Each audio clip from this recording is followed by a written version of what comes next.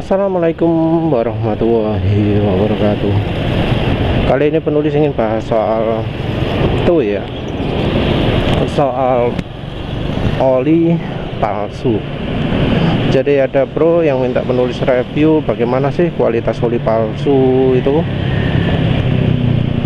Karena dari Kompas, harian Kompas itu buat video yang di dalamnya juga ada menunjukkan hasil dari sertifikasi dari uji lab dilakukan di PT Surveyor Indonesia kalau nggak salah. Jadi hasilnya cukup lengkap ya. Ujinya mungkin standar uji SNI barangkali, tapi ujinya cukup lengkap, ada banyak poin ya. Untuk uji partikelnya juga minim, dari kalsium, magnesium, zinc kalau nggak salah ya, hanya 3 itu yang diuji untuk partikelnya. Nah, menurut penulis memang ada hal-hal yang buruk ya. Penulis tapi nggak jumpai hasil dari asam atau oksidasi yang ada di uji oli tersebut, padahal yang orangnya sendiri ngomong, oh ini ada uji labnya, ada uji asamnya. Maaf lagi nggak konsen ya, kurang tidur tadi malam. Jadi ada asamnya, terus katanya asam itu membuat olinya lebih cepat rusak. Sayangnya nggak kelihatan. Sayangnya juga uji shear stability, uji ketahanan shear-nya nggak ada.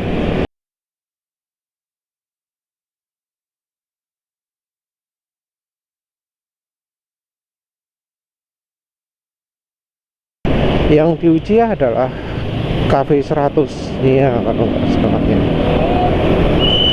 Dari data KV100 menarik sekali ya, menarik sekali. Karena orangnya malah ngomong lebih kental dari seharusnya. Ya penulis kaget juga ya. Wah, oli bekas tapi kental ya. Oli bekas itu kan biasanya encer ya, tapi ini kental ya.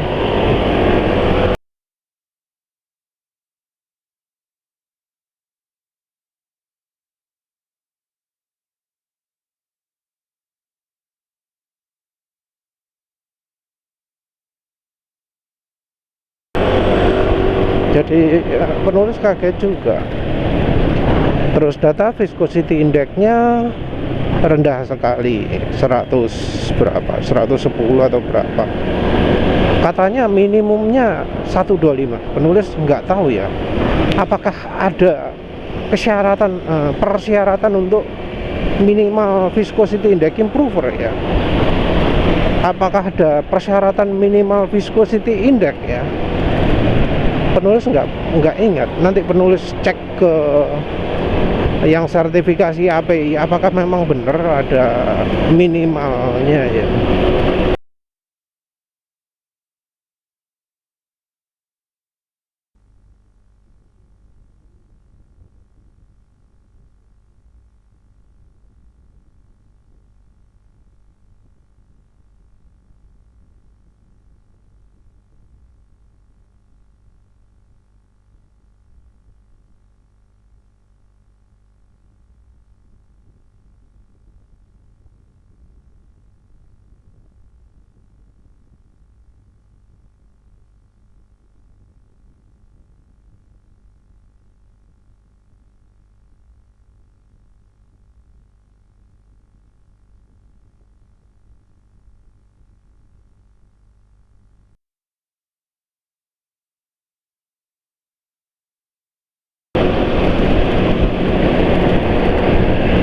Karena ya kalau untuk kita itu nggak perlu.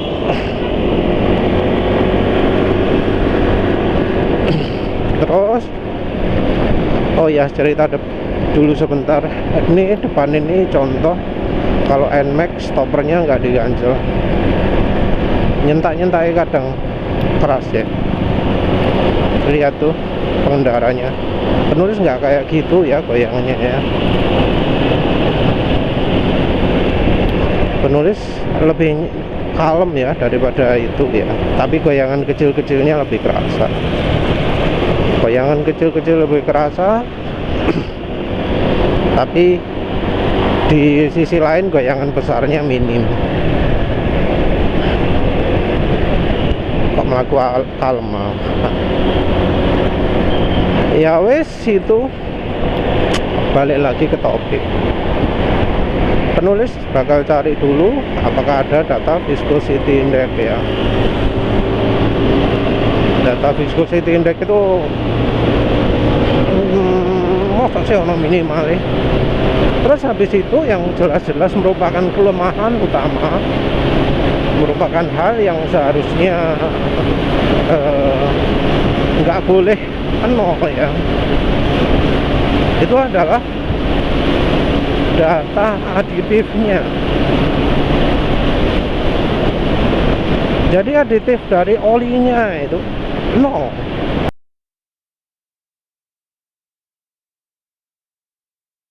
Kalsium nol, apa ya, fosfor mungkin ya nol ya, mungkin ya, lupa habis sembuh.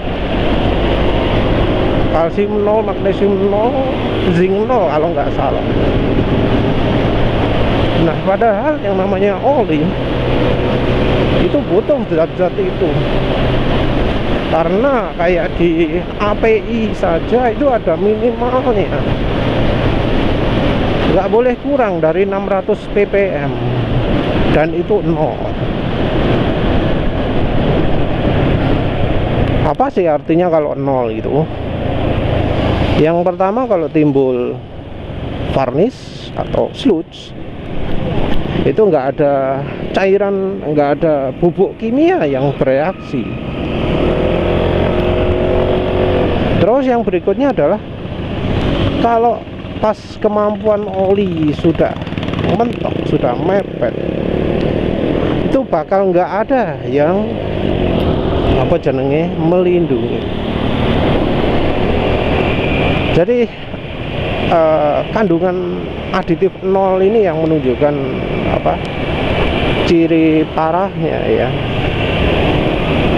Terus yang berikutnya entah apa lagi, tapi penulis ingatnya itu evaporation loss. Evaporation lossnya cukup baik ya, malah 4, berapa gitu ya.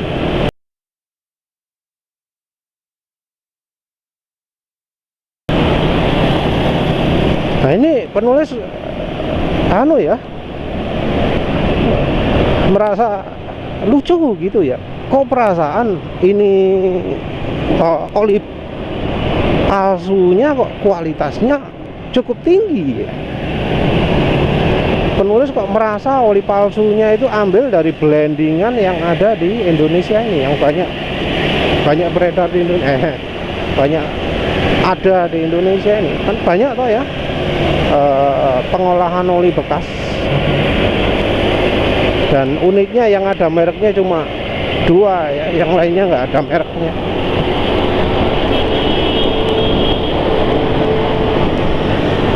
Nah terlepas dari usaha untuk membuat oli palsu itu sehingga sudah mirip aslinya, betul-betul mirip, mulai dari botol, mulai label luar, mulai scan barcode-nya. Mungkin itu juga 2 layer ya, karena hal itu bisa dicapai, bukan sesuatu yang mustahil lah ya, dengan ya kualitas industri kita. Semua cuma tinggal tergantung sama bahannya ono apa enggak gitu ya, dan bahannya juga ada, tinggal milih mau yang murah, versi murah atau versi mahal. Nah, terlepas dari usaha untuk meniru itu ya, kok rasanya oli palsu ini kualitasnya tinggi ya, dan ya perhatikan bahwa nggak ada uji oli aslinya berapa, jadi kita nggak bisa membandingkan. Kayaknya ya bisa aja udah diuji tapi dari AHM-nya nggak mengizinkan untuk dirilis. Jadi nggak pingin ya, nggak pingin datanya disebar gitu ya, karena kok kalau misalnya di-share bisa aja orang kaget, loh kok datanya kayak gini, loh kok datanya kayak gini.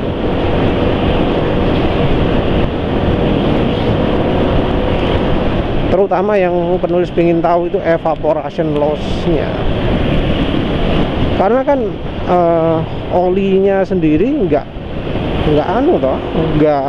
teruji betulan kok. Mungkin aja sudah dapat SNI, tapi kan namanya batch produk kan beda-beda.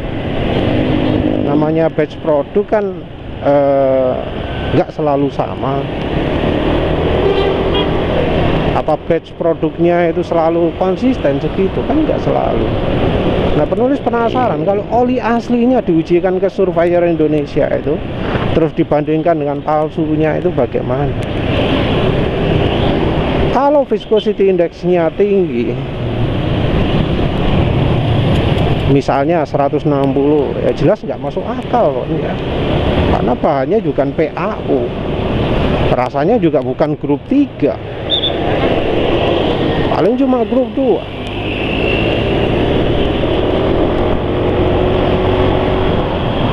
Kalau misalnya ya data aditifnya banyak seberapa gitu. Di grup oli sudah ada sih yang sharing data VOA untuk partikelnya, jumlahnya sih termasuk normal ya. Cuma untuk misalnya itu loh, evaporation loss berapa nanti oli asli itu. Dan ini kalau kita lihat data ya, nah kalau kita lihat testimoni gimana? Ada orang yang testimoni habis turun mesin terus turun mesin lagi. Turun mesin pertama emang kenapa? Turun mesin keduanya emang kenapa? Masa ya yakin semua oli palsu juga? Karena yang pakai oli asli pun ya turun mesin. Coba aja dah lihat ke grupnya Honda gitu ya, Honda PCX 160, Vario 160, ono ae kan sing cerita turun mesin. Padahal oli mereka oli asli. Yang di NMAX juga sama sih, grupnya Aerox.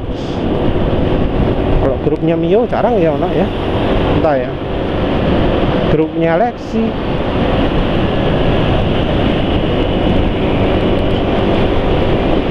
Nah, penulis terus terang entah kagum sama oli palsunya atau prihatin dengan yang oli aslinya. Sayangnya lagi-lagi ya, surveyor Indonesia nggak nunjukkan hasil ujinya kalau yang oli asli bagaimana.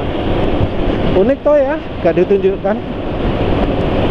Karena biasanya kan kalau ada pembanding gitu ya, oh ada produk palsu, bakso boraks gitu ya, ditunjukkan kan analisa, oh kalau yang asli ini datanya, kalau yang palsu ini datanya. Nah gitu kan. Dari kosmetik juga sama, dari ya macam-macam perbandingan lah ya, ditunjukkan ini yang asli, ini yang palsu. Nah penulis lihat, nanti penulis tonton lagi lah, lebih banyak, soalnya penulis nontonnya skip. Kok penulis nggak lihat data yang aslinya ya, kok aneh ya, aneh ya. Tapi kalau misalnya sudah ditunjukkan beneran ya penulis bandingkan lah. Wes apalagi ya, Dari testimoni yang lain lah, testimoni lain lagi ya, di channel sudah banyak kok ya pemirsa yang mengeluh dapat oli palsu. Apa mesinnya rusak? Ada yang rusak, ada yang enggak. Kan Mesran itu produknya banyak dipalsukan. Nah, penulis sudah beberapa kali dapat info, waduh mas, saya beli Mesrannya palsu ya wes kadung tak lebono mesin ya. Kasar mas ya, dalam apa misalnya 100 km wes kasar, wes gak enak ya. Padahal yang apa aslinya 500 km baru kasar, ini 100 kira-kira kayak gitu. Nah unik toh ya, nggak langsung jadi rusak gitu. Kenapa emang nggak langsung jadi rusak? Nah kalau misalnya sifat olinya seperti itu, jadi olinya evaporation loss-nya itu kecil, terus viscosity index-nya kecil, olinya artinya apa? Artinya kekentalan dia tetap stabil. Artinya apa jenenge, kemampuan olinya menjaga kekentalan, kekentalan olinya selama dipakai itu kok nggak berubah banyak. Ini jauh lebih baik daripada oli bawaan yang biasanya viscosity index-nya disetel get-getan. Katanya minim 125, berarti mungkin bisa aja 130, 150 gitu kan ya. Padahal olinya cuma bahan grup 2 yang secara alaminya ya wis segitu itu, 110 itu viscosity index-nya. Nah, kalau sampai lebih apa? Jauh lebih tinggi berarti additive viscosity index-nya banyak. Dan itu bukan suatu keunggulan.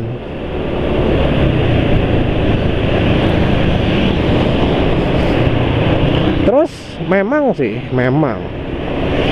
resiko aus makin besar karena nggak ada anti ausnya, nggak ada aditif anti aus. Itu sih ya yang membuat apa jenenge resikonya besar pakai oli palsu. Tapi ya harusnya orang itu bisa tahu lah ya, tahu. Suara mesin kasar, oh berarti oli ini nggak ada aditifnya. Pastinya bisa tahu. Kalau orang sampai nggak tahu ya, berarti ini yang masalah adalah oli aslinya. Separah apa oli aslinya sehingga begitu pakai oli palsu nggak kroso. Kalau dari pemakai Mesran ya, yang sudah pakai Mesran, begitu pakai oli palsu langsung paham, waduh ini kok wes kasar yo, berarti palsu ini. Nah pemakai oli yang ditunjukkan itu, oli AHMMPX itu, kenapa kok nggak tahu? Ya ini jadi prihatin ya. Nanti penulis cari lagi lah, masa gak ono sih analisa oli yang aslinya ya. Nanti penulis cari lagi. Ya wes begitu saja. Terima kasih sudah menonton. Assalamualaikum warahmatullahi wabarakatuh.